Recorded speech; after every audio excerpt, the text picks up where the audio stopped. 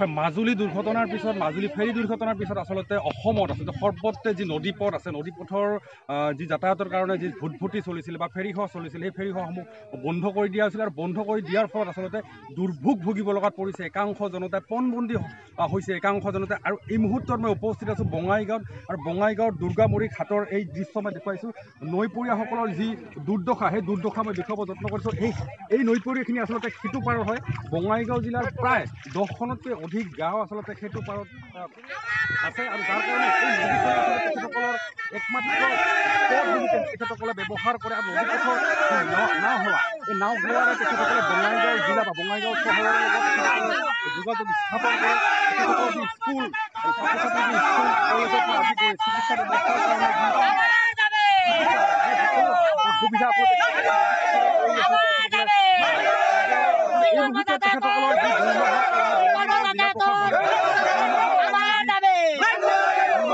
যি নদীপথসমূহ আচলতে নাও চলাচল বা ভুটভুটি চলাচল ইঞ্জিন চালিত নাওসমূহ বন্ধ কৰি দিছে বন্ধ কৰি দিয়াৰ ফলত আচলতে তেখেতসকলৰ যি অৱস্থা হৈছে সেই অৱস্থা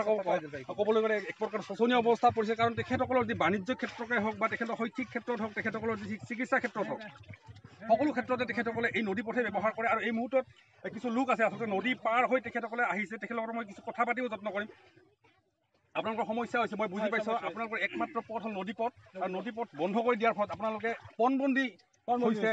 কাৰণ কিন্তু আপোনালোকৰ বিকল্প পথ নাই হয় বঙাইগাঁও হয় ধুবুৰী জিলা হৈ ঘূৰি আহিব লাগিব নহ'লে কোকৰাঝাৰ জিলা হৈ ঘূৰি আহিব আচ্ছা কি এনেকুৱা পৰিস্থিতি কি ক'ব এই মুহূৰ্তত আচলতে আজিৰ এই সাংবাদিকৰ জৰিয়তে মই বিভাগীয় প্ৰশাসনিক বিভাগ জনাব খুজিছোঁ আমাৰ এই চম্পাৱতী উপনৈত থকা চিকিবিকি কদমতলা আৰু দক্ষিণ দুৰ্গামাৰী পাৰঘাটৰ যোৱা আজি ৩-৪ দিনৰ পৰা প্ৰশাসনে হয়তো আৰু কিছুমান দল সংগঠনক লৈ আমাৰ এই বৃহৎ অঞ্চলৰ যাতায়াত ব্যৱস্থা বন্ধ কৰি দিছে আমি যাতায়াত ব্যৱস্থা বন্ধ কৰি দিয়াৰ কাৰণত আমি বেয়া পোৱা নাই কিন্তু বৰ দুখ আৰু পৰিতাপৰ বিষয় এইটোৱেই যে আমাৰ এই চম্পাৱতী নৈত পশ্চিম পিনে থকা চিকিবিকি হল্লাগড়ি প্ৰায় 10খন গাঁও প্ৰায় বগুলামাৰী খামাৰপাৰা কামাৰপাৰা দেওৰবা চৈবৰী বাগান দুৰ্গামাৰী গাৰখুটা ভাণ্ডাৰাণী চাচলাপাৰা প্ৰায় 12খন গাঁও আছে এই 12খন গাঁৱৰ মানুহৰ একমাত্ৰ যাতায়াত পথ হ'ল এই 3খন পাৰঘাট কিন্তু মই জিলা প্ৰশাসনক আজিৰ এই সংবাদমেলৰ জৰিয়তে জনাব খুজিছোঁ যদি আজি বা কালিৰ ভিতৰত যদি আমাৰ এই নৌকা যাতায়াত ব্যৱস্থা খুলি নিদিয়ে তেনেহ'লে আজিতকৈ আৰু বেলেগ মানে ভয়াৱহ হিচাপে আমি এই অঞ্চলৰ ৰাইজে আন্দোলন কৰিবলৈ বাধ্য হ'ম নাও বন্ধ কৰিছে যদিহে বিকল্প পথ দিলহেঁতেন আপোনালোকে বিকল্প পথ হিচাপত কি বিচাৰে আপোনালোকে আমি নাও বিকল্প হিচাপে আমি এইটো গম পাইছোঁ যে যোৰহাট মাজুলী নিমাতী ঘাটত যিখন এক্সিডেণ্ট হৈছে এই এক্সিডেণ্টখন দুটা ফেৰীৰ মাজত মুখামুখি সংঘৰ্ষ হোৱাৰ কাৰণত এক্সিডেণ্টটো হৈছে আমি এইটো মানে দুখ প্ৰকাশ কৰিছোঁ আমাৰ এই চম্পাৱতী উপনৈত যদি নাও বন্ধ কৰি দিছে তেনে উন্নত মানৰ ফেৰী ব্যৱস্থা কৰি দিয়ক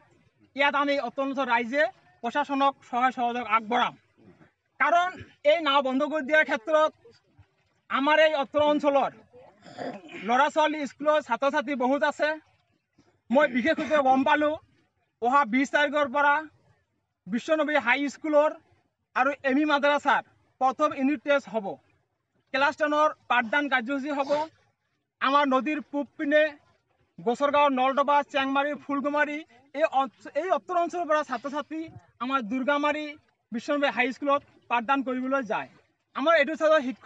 শিক্ষকো আছে যদি শিক্ষক ছাত্ৰ ছাত্ৰীসকলে আমাৰ নদীৰ পশ্চিম পাৰে যাব নোৱাৰে তেনেহ'লে আমাৰ এই বৃহৎ অঞ্চলৰ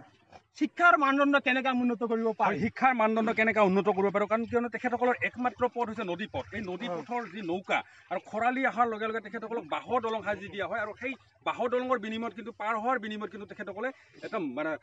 ধন এটা ভৰিব লগাত পৰে অহা যোৱাৰ কাৰণে ধন এটা ভৰিব লগাত পৰে নাও সেৱাৰ কাৰণে তেখেতসকলৰ ধন এটা ভৰিব লগাত পৰে তথাপিতো এইবাৰ যি অৱস্থা হৈছে যে 2 মাহৰ কাৰণে নাও বন্ধ কৰি দিয়া ছাত্ৰ ছাত্ৰীসকল সেইটো পাৰত ৰৈ আছে আচলতে স্কুল কেনেকৈ যাব কেনেকৈ আহিব সেই বিকল্পে বহুত ডাঙৰ এটা চিন্তা হৈছে কি ক'ব ছাত্ৰ ছাত্ৰীসকলৰ কেনেকুৱা অসুবিধা হৈছে ছাত্ৰ ছাত্ৰীসকলৰ বহুত অসুবিধা হৈছে। আজি মই এই সাংবাদিকৰ জৰিয়তে মই বঙাইগাঁও জিলাৰ উপায়ুক্ত মহোদয় আৰু লগতে মুখ্যমন্ত্ৰী মহোদয়কো মই অনুৰোধ জনাইছোঁ যাতে আমাৰ এই নাও চলাচল ব্যৱস্থাটো খুলি দিয়ে, নহ'লে আমাৰ বিজ্ঞানসন্মত নাৱৰ ব্যৱস্থা কৰি দিয়ে। কাৰণ একমাত্ৰ আমাৰ এইবিলাক 10খনমান গাঁও আছে, এই 10খনমান মানুহৰ সকলোবিলাক শিক্ষা অনুষ্ঠানকে ধৰি বেংকিং ব্যৱস্থা, চিকিৎসালয়, চাৰ্কেল, পঞ্চায়ত,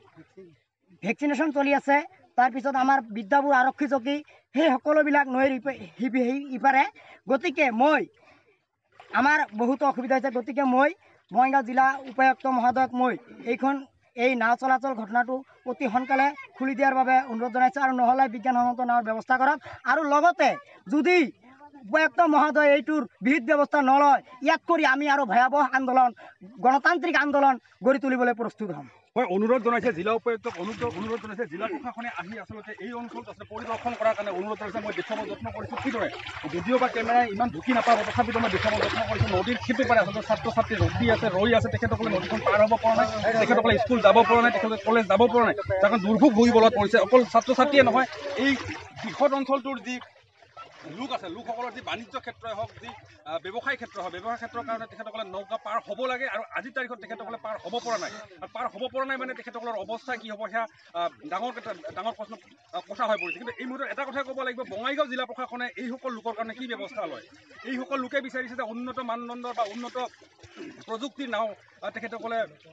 বিচাৰিছে, আৰু উন্নত নাও প্ৰযুক্তি নাও দিয়াৰ কাৰণে বঙাইগাঁও জিলা প্ৰশাসনে কি ব্যৱস্থা লয় সেয়াহে লক্ষণীয় হ'ব।